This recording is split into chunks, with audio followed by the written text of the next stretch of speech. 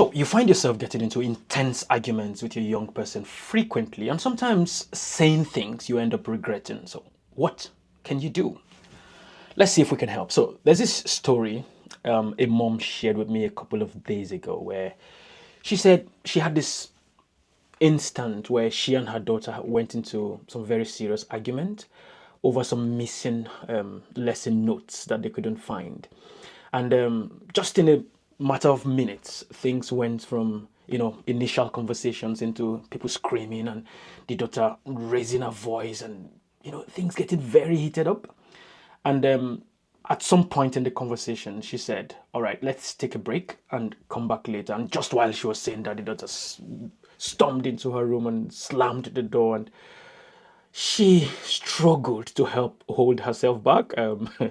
According to her, everything in her wanted to just walk into that room and, you know, give her a slap across her face.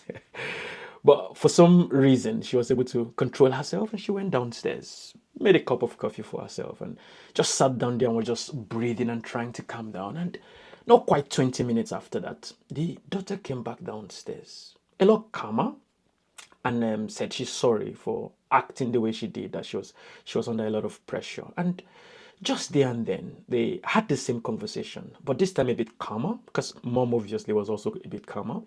So the conversation went a lot softer, friendlier, and together they were able to come up with a solution to the problem. They found the notes, they found exactly what happened to the notes, and that's what I would like to share with us. Really, it's that ability to, as a parent, identify the triggers, that point where you begin to get to that place where you start losing control. Now, this is the thing with emotions, right?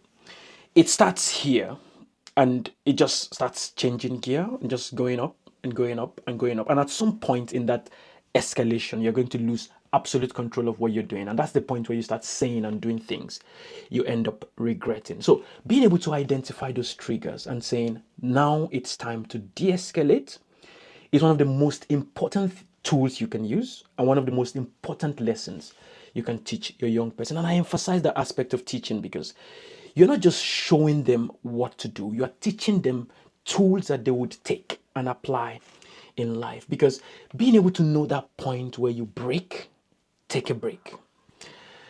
For me, I think it's one of the most important lessons you can learn in life. So go on, apply that.